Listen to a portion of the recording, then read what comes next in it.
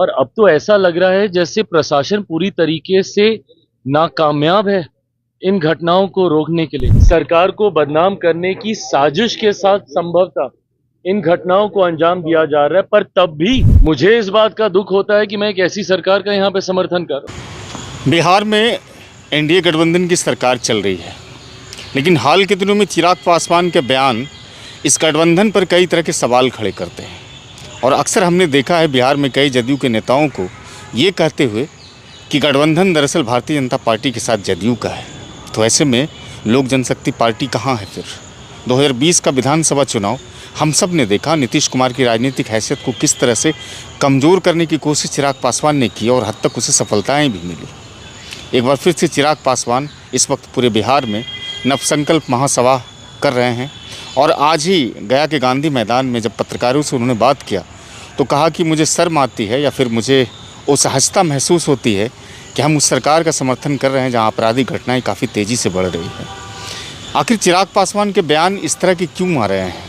गठबंधन के घटक दलों का एक धर्म होता है कि वो अपनी सरकार की कमियों को छुपाए, लेकिन जिस तरह से गठबंधन में रह करके चिराग पासवान नीतीश कुमार पर हमलावर हैं, उससे बहुत कुछ इशारा कर रहा है।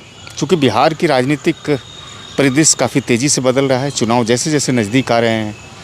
अब चिराग पासवान का मंसूबा क्या है, ये चीज़ें तो स्पष्ट कुछ हद तक हो भी पाता है, लेकिन सवाल ये है कि क्या गठबंधन में रह करके चिराग पासवान अगर इस तरह के प्रश्न खड़े कर रहे हैं सरकार पर, तो उसका असली मकसद क्या है? जदयू के वरिष्ठ नेता महेश्वर हजारी ने भी कहा कि चिराग पासवान ये स्पष्ट क्यों नहीं कर देते हैं कि वो चुनाव लड़ना चाहते हैं 2025 का।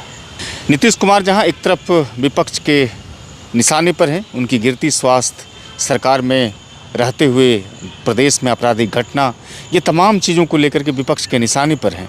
और तीसरे मोर्चे के तौर पर प्रशांत किशोर भी उसे आड़े हाथों ले रहे हैं। कई तरह की चुनौतियों के बीच में नीतीश कुमार अगर सरकार में बने हुए हैं तो असली परीक्षा 2025 के विधानसभा चुनाव में उसे देनी ही होगी।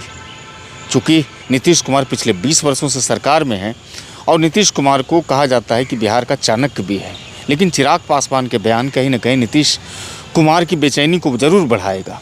अब हम उस फ्लैशबैक की तरफ जाते हैं जहाँ चिराग पासवान और उनके पिता राजनीतिक रूप से किस तरह से मेल खाते हैं। 1996 में अल्पमत की सरकार बनी थी अटल बिहारी वाजपेयी की, 13 दिनों की सरकार थी, सरकार गिर गई।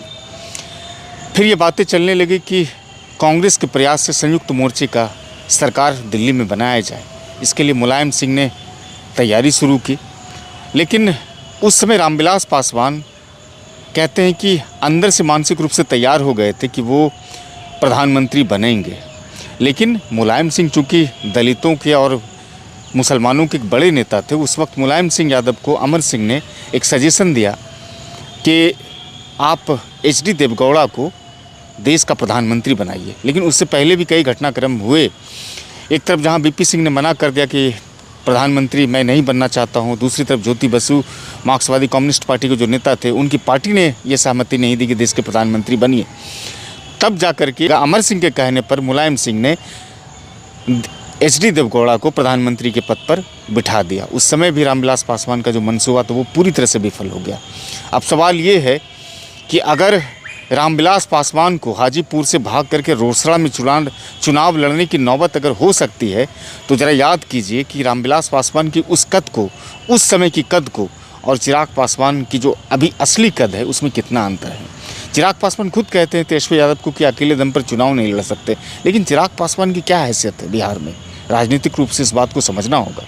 ये अलग बातें हैं कि 2010, 2015 और 2020 के चुनाव की अगर हम बात करें तो 2015 के विधानसभा चुनाव में जहां लोक जनशक्ति पार्टी का ग्राफ वोट शेयरिंग को लेकर के काफ़ी घटा था, तो थोड़ी सी वृद्धि 2020 के विधानसभा चुनाव में हुई, जहां पर एक अलग तरीके से मोदी के हनुमान बनकर के नीतीश कुमार को कमज़ोर करने की कोशिश कर रहे थे वो।